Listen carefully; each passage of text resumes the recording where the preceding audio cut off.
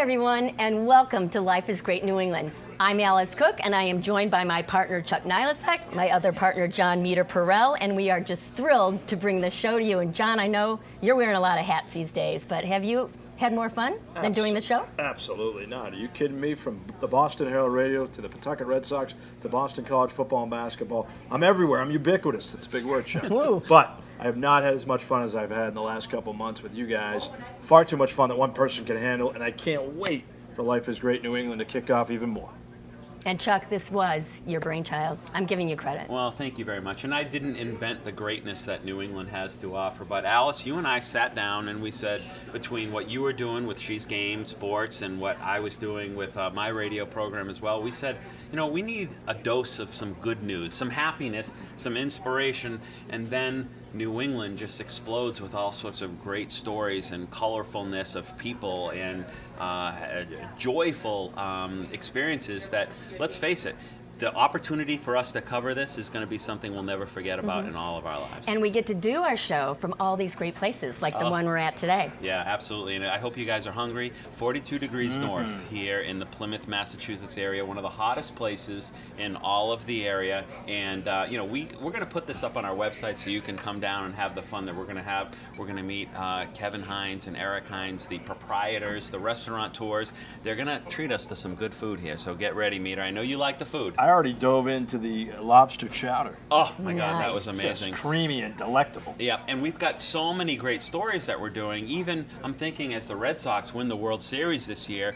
you and I, not only were we at opening day, if you remember, you were talking with Ryan Dempster, with Jackie Bradley Jr., we had a great day, but then we got to experience Fantasy Day from the Jimmy Fund. And you were a star. This guy took part? I did. Is it true they call you the Polish rifle? You know what? They haven't had a Polish guy hitting for power from the left side of the plate since Yaz back in the late 70s. Spell it. Was Y-A-Z. Right there. Yastrzemski. Look at this. That's all natural. No performance enhancement. So, you know, why don't we show the piece of when we went down there and had a great day for the Jimmy Fund and Fantasy Day back in the early part of the summer. It's a lot of fun. Life is Great New England. Only the good stuff. Nothing says more about the spirit of New England than the Jimmy Fund. For 60 years, this organization has been helping young cancer patients from all over the world. When a player comes to Boston for the first time and puts on the Red Sox uniform, he knows he's here to serve the Jimmy Fund. We took our cameras to Fenway Park recently for a fundraiser, and one of the participants actually looked a lot like Chuck.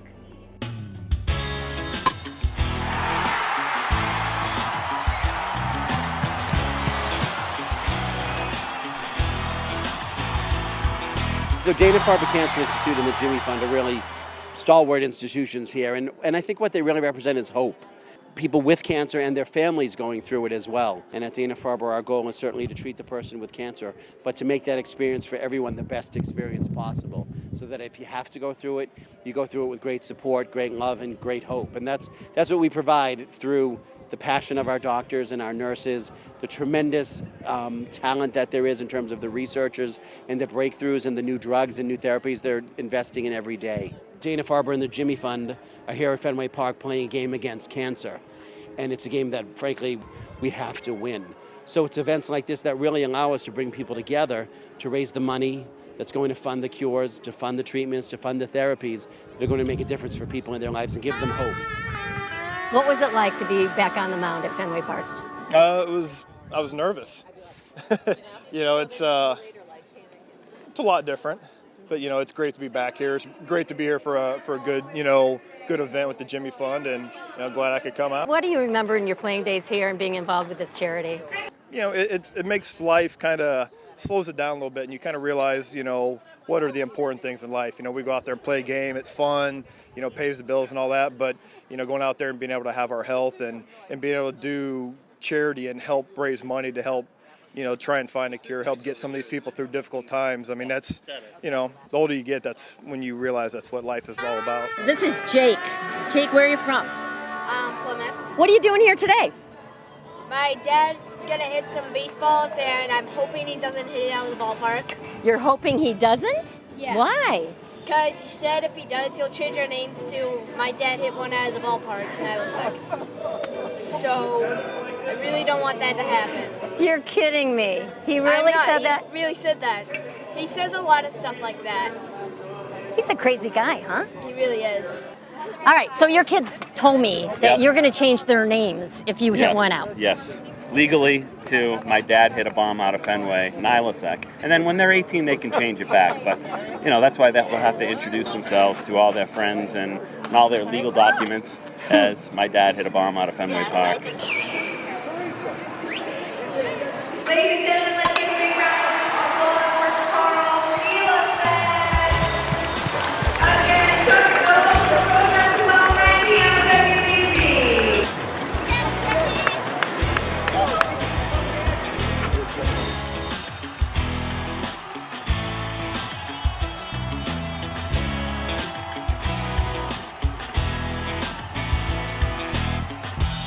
Really, Chuck? You would do that to your kids? Listen, you know, if I can be known as the guy that hit one out of Fenway Park, I'm going back there this summer, and I promise you, whether I have to, you know, hire a strength and conditioning coach, I'm going to hit one out of that park. I hear Victor Connie's available. Hey, I want you to go listen. pee in a cup right now. You know what? There's a formula to knowing how to do this, and I'm only 41 years old, so there's plenty of time. Okay. Hey, Manny's making a comeback, so you should. There you as well, go. Chuck. I think it's time for a break. We'll be right back. 42 Degrees North in Manomet is one of the best restaurants I've been to in a long time. This place is phenomenal. They have great food, great people, and great atmosphere. Great place to go to after work as well and relax. They do it the right way at 42 Degrees North. And the food, it's magnificent. They have a stuffed lobster to die for. And the meatballs, oh, mamma mia, so, so good. 42 Degrees North in Manomet, that's the place to be. I'm Doug Flutie. I'm Allie Raisman. I'm Derek Sanderson. And I'm Ray Bork. And Life is Great New England.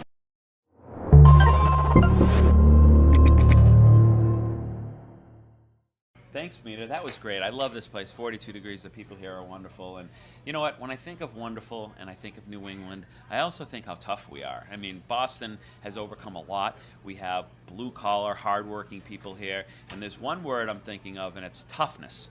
And if there's a guy that epitomizes toughness, it's got to be Steve Grogan. Number 14. You are right. This was when rules, you could kill a quarterback and, you know, no yellow flags would come out. And you got a chance to hang with Steve. He's still alive and well. We'll hope so, right? Is he good? He's good, Okay. especially considering all the hits he took. But it's interesting because he's probably done thousands of television interviews through the years, and now Steve Grogan is working on the other side of the camera. Well, we're here with Patriot great Steve Grogan, who I covered when he was in his prime, and I certainly was not in mine. You were a young child back then. I know. Do you remember those days? Oh, I remember those days vividly. They were good times for us.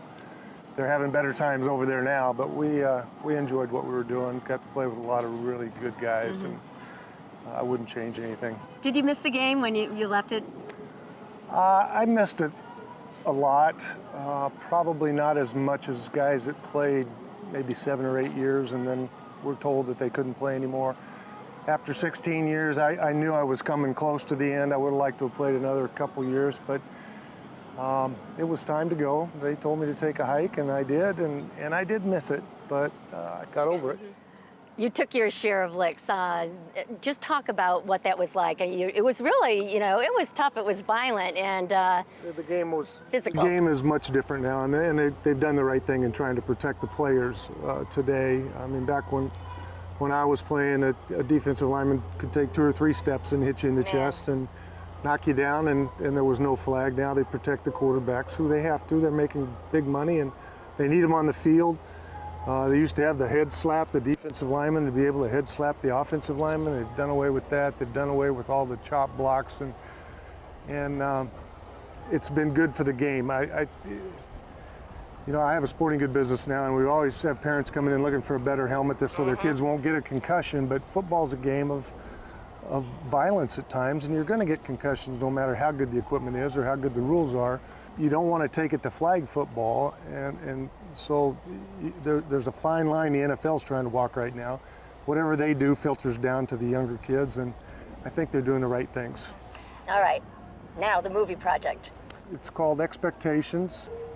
We're going back and talking to some of the the old Patriots and some of the newer Patriots, just a little bit about what they expected when they came here and what happened to them before they got here, and what people expected of them when they got here, and did they meet their expectations, and what they're doing now. It's been fun. We've already done a couple interviews, and I think people really enjoy hearing what these guys did when they were younger, how they got to the Patriots, and what they're doing now. Well, very nice talking to you. Thank you Good for luck not with the asking movie. any tough questions. Tough questions. Expectationsthemovie.com. I so enjoyed talking to Steve Grogan. One of the best Oh. forever. I remember watching him as a kid and thinking, that's what I want to be when I grow up. But I get to have a But pretty yeah, good, I have you're a pretty doing good this. job right here. So why don't we take a break? We'll be back with more Life is Great, presented by Tedeschi Food Shops from 42 degrees north here in Plymouth, Massachusetts. We'll be right back.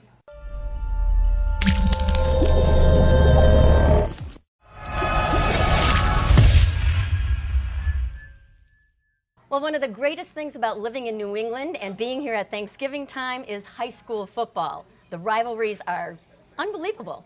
You know, Meter. Outstanding rivalries. Well, Weston, we battled Wayland every year. I was the PA announcer. I had a lot to do with the outcome. But we played for the Lexus Cup, and the winner gets to drive a Lexus away. Wow, Right. there must have been a lot of winners because I see a lot of Lexuses in that area, Yes. that part of town. The mean streets of Weston and Wayland are And populated. I went to a high school that didn't have a football team, so I had to root for the college teams. And I remember very distinctly an important pass that took place around 1985, 1986 from Doug Flutie. Is that going to tie into what you're about to tell me right now? Please tell me it will. It is, but it was 1984. 84. Let's okay. not forget. Miracle Mike. You were just a wee lad, Chuck. I was only a couple years old. Yes, you were. But what a night it was, and it was an amazing story from Doug Flutie to the entire Flutie family. His parents were in the stands. And when you think New England football, you think the Flutie family, and they have an amazing tree that continues to flourish today at Natick High School. And I had a chance to speak with Troy Flutie, who will continue the long line of Fluties at Boston College next year. All right, I'm here at Natick High School with Troy Flutie, star quarterback for the Red Hawks, and Troy's also the all-time state passing touchdown leader. Troy, quite an honor for you. Take us through your senior year and how has it gone thus far? The whole year has been great. We went 7-0, then went into the playoffs, had a huge game, had a huge win against Walpole, and a thriller in overtime. After we lost Barnstable, we played Needham. We beat them. That's when I broke the record, and then we got Framingham coming up for the final game. Hopefully ended on a good note. Now, why have you progressed from your freshman year to now to the all-time touchdown leader in Massachusetts? Just a lot of hard work. I feel like getting better each year at quarterback and focusing more on throwing the ball and finding my receivers and working on technique. In the beginning years, I ran a lot and ran for a lot of touchdowns and did more running and like escaping the pocket. This year I felt more comfortable, and the years going up, and the game's just been slowing down for me each year. What's it like living under the legacy of the Flutie name? Is this something that you've had to deal with your whole life? Absolutely. It's been tough for me in the beginning, and I've kind of embraced it now. And I enjoy living underneath it because I know my family's great, and I love my family. And it's just a challenge to me to live up to the expectations of Doug and Darren and the whole family. And I'm going to try my best and just keep going 100%. You're moving on to Boston College next year. Surprise, surprise, another Flutie going to BC. What is the Eagle experience going to mean to you? It's going to be a great experience. I'm very excited to start working with Coach Adazio and all the new coaches they got in there. Great group of staff they have. I've been in the locker room, been at the games, seen the energy. It's going to be fun. Obviously, the expectations there are going to be huge. Seeing all my uncle's stuff there and my dad's stuff. It's going to be crazy, but should be fun. Great group of guys that I'm coming in with, and just a great team. Should be a fun family moment. Now, you weren't alive in 1984 for the miracle pass at Miami, but you've seen it probably every year. When you look at that play, what do you think about? I just think about how crazy it must have been for him and everything going on, and what a magical moment that was, and kind of shocked that my uncle could do something like that, and that was actually my uncle. You know, it's a special thing to watch it and see it happen. And what does the Framingham-Natick game mean to Troy Flutie? It's huge. It's a huge rivalry. Yeah, just huge game for everyone here in Natick. Both towns get together. My first 2 years we lost, which were very disappointing for us. And last year we won it. Huge for us, getting the playoffs. This year it's just going to mark off a great career I've had here and the great career that all of our seniors had here if we win. He's Troy Flutie. Remember the name. It's hard to forget. How can you forget a Flutie in New England high school football? Best of luck this year and the rest of next year as well. Thank you. All right, I'm here with Natick High School coach Mark Mortarelli in his 4th year for the Red Hawks. And Mark, you've had the pleasure of coaching Troy Flutie since his freshman campaign. And how has he matured as not only as a player but as a person? Well, certainly physically he's gotten a lot stronger. When he came in as a freshman, he was already a great student of the game. He understood our offense. We did some things with him you would never be able to do with a normal 9th grader. He takes the game very seriously. He's never missed a practice, never missed a game. So he's obviously really into it. His family's really into it, and he watches tons of film. He works out like an animal, and the results showed for him. I'm here with Darren Flutie, the father of Troy Flutie, obviously a guy that needs no introduction as well, former NFL receiver, former BC receiving great. And Darren, you're going to be very proud as a father of what you've seen out of Troy thus far on the football field and also in the classroom. Well, absolutely. I mean, it's not an easy thing, growing up in Natick or around Massachusetts and Boston College with Flutie as your last name. And I'm just very proud of both my kids. I have a daughter, Taylor, but certainly Troy and all the attention he's gotten. I mean, I can't believe he's a senior now in high school. He played his freshman years, and these 4 years are coming to an end. It flies by, but on some days it feels like he's been here forever. But very proud of his accomplishments at Natick High. Guys, I had a great time talking with Troy Flutie. He had a great career at Natick. Can't wait to call his name next year at Boston College. And one thing about the Flutie name, it's a legendary name Sure is. in New England, Chuck. Well, another legendary name, and we would be remiss if we didn't bring up the great Tedeschi family, who has stepped up and made life in New England even greater by being one of our partners in this whole endeavor to really promote what's great about New England. So we have the Fluties, we have the Tedeschis, we have the Cooks, the Mita Perels, the Niloseks, all making life really, really great in New England. And then we're going to talk to the Hines family, too, who owns this great place. I mean, come on, this is amazing. We got everything. We'll be back.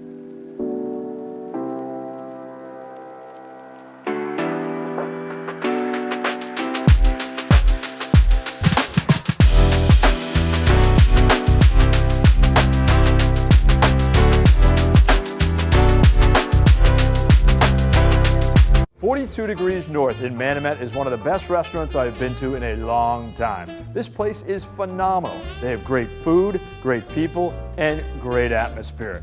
Great place to go to after work as well and relax. They do it the right way at 42 degrees north. And the food, it's magnificent. They have a stuffed lobster to die for. And the meatballs, oh, mamma mia, so good. 42 degrees north in Manamet, that's the place to be. Look at this spread. Are you kidding me? We're at 42 degrees north here in Plymouth, Massachusetts, and I got to tell you what, I can't even get over what I'm seeing right here. You want to give us a little tour? Like, do you mind doing that here? Yeah, absolutely. I mean, I think just looking, at what we have here, I mean, obviously the focal point here being in Plymouth is seafood. Okay. I mean, just kind of going around the table, we have obviously pan-seared scallops here over a lobster risotto. So good. Probably one of the more popular I'm going to give the green light to John Mita Perel there to dig right in. I'm just dying to try it. I trust John's taste in food. Is that good? Awesome. Good. All right, perfect. I can't wait. One for one. Good. I'll take All right, it. let's I'll keep take going. It. Good. We call it a spicy pork and sweet clam dish. So these are little neck clams, local little necks with the spicy chorizo sausage. Yep. Some sweet corn in kind of a seafood broth, a little bit of saltiness in there, so it kind of mixes all that kind of sweet, spicy, salty thing going on. Some garlic bread kind of finishes the whole thing off. Some of this there? I want to try everything. Okay. This one's a little messy. Be careful. You want bread too? Oh, of course. Okay. All right. We'll throw the bread on there. Thank you very much. Here we go. Right here. You give They're it till it celebrities. hurts. You give it till it hurts. Next we got a shrimp dish. I love shrimp. This is kind of a new addition, and it's already really, really popular. Yep. These are jumbo Gulf shrimp, along with some sautéed jumbo sea scallops. A Yep. little bit of braised spinach in there, some diced tomato, linguine for the pasta, and it's in kind of a spicy garlic kind of sauce, so it gives a little bit of a kick to finish it all off. Well, there we go. All right, there we go. Your fingers. Hey, you know what? It's adventure. Okay. And then we have now the meatballs here. This looks like something you'd find in the North End or something, or in Plymouth, Massachusetts. This is what makes this really amazing. Well, not everyone likes seafood. So we can't come up with a menu of 100% fish and things like that. Yeah. So we wanted to kind of, work some meat in there, but in kind of a fun, casual, laid-back way. So this is also an appetizer. It's obviously a huge portion for an app. Oh my goodness! I was going to say an appetizer. That's yeah. Let me kind of show this. This looks like a full meal. I mean, are you kidding me? Chuck, you have four to of eat those in the there. first meatball. Yep. You want me to It's try like this? throwing out the first All right, meatball. let me Go try ahead. this. Eat it. In the history of Life is Great, this is the first meatball ever consumed. I didn't eat the first seafood, but we didn't make a big deal of it. Here we go. That's good. Tasty. Good. That's really good. Yeah. Yep. I love eggplant. Just kind of our take on eggplants and eggplant Napoleon. So that Very means good. it's Look at just the kind of presentation stacked here. up. Yeah, exactly. And you can kind of get the theme here. Everything is a large portion. The Hang out for presentation is amazing. you. Yeah, the stacking, the Napoleon style. Yes. Napoleon style? What does Yeah. that mean? It just means the way that it's plated. It's stacked up. I don't like eggplant. I'm going to taste this. It's worth it. Try I'm it. going to try it. gotta Because I'm not an. I'm not, seriously. This could go horribly wrong. Are you ready for this? Just be truthful. Are you ready? Here we go. Comfort food. Exactly. Pretty good, right? Okay, Good, there let's we go. go. I like Let's eggplant. go The with it. cheese is amazing. That's great. I mean, I'm really eating like it this, as and well. this is going, hitting my face. Alice But and I are eyeing the antipasto platter. Yes. all Yeah. right, let me get that for you. Here we go. Set it right Wow, over that is good. There we Throw go. it right here, Chuck. You want it? Go long. Go long. Here we go. Brady to Dobbs. There we go. So another appetizer here. It's all the salt-cured meats. It's the prosciutto, the capicola, sopressata, mortadella, the various cheeses, pickled vegetables, roasted red pepper. So a whole bunch of stuff going on in this thing. And it's one of those things, you're coming out to dinner with a party of 4, a party of 6, get together. This is the type of thing, you put this right in the middle of the table, nice bottle Perfect. of wine, everything complements each other. Oh, Yeah. it's so good. This is what's going in my car, home with No, me. you know it isn't. Oh, You have to share. I will wrestle you. And Alice, look at this. Is that not amazing? I'll wrestle you. Yeah. I think you. Presentation is It is. Yeah, being in Plymouth, we should be able to pull off this great seafood. And Absolutely, it yep. starts with this. You have to be able to do a great lobster. Oh. And the lobster meat is within the stuffing? Yep, or- we steam the claws. Oh. take Let me the claws go off, down pull there the and meat out of the claws, investigate. stuff that Yeah. back inside. I'm not going to take his word. I just have to go down there and Yeah, look. it's all in there. Oh, are you kidding? You have to dig in. Pass it down. Oh, you kidding me? There we go. Mamma mia. So tonight we're doing the first one over here, yellowfin tuna. This one right here is I'm all halibut. over that. Oh yeah, it's good stuff. Definitely get it rare. Medium rare at the most. That's where you Rare. enhance the flavor. Halibut here, and this is actually bacon wrapped monkfish. You know the monkfish meter. I'm familiar with the monkfish. Flavor-wise, though, you really can't beat it. It's almost like a lobster. They call I've it. never had that, so I can't wait to They try call it poor man's Do you lobster. wrap anything in bacon? Right. It's just, You honestly don't even need the bacon. That's magic. Have you ever had bacon wrapped in bacon? Amazing. Yeah. You really got to try it. Eric, thank you so much for being so hospitable to us here. This is great. I have to go to a break because we need to Yeah, plow we're into this. salivating here. Thank you. You got to come down to 42 degrees north in Plymouth, right off of 3A. If you're heading down, Route 3, it's exit 3, pop off Beaver Dam Road. We need you to come down here. It's amazing, amazing spot. Thank you so Thank you very much. for Appreciate it. having Thanks us. for We'll coming take a down. break. We'll Thank be you, right Eric. back Thank with you. more Life is Great you, New Eric. England here on the best sports channel in all of New England. We'll be back right after this.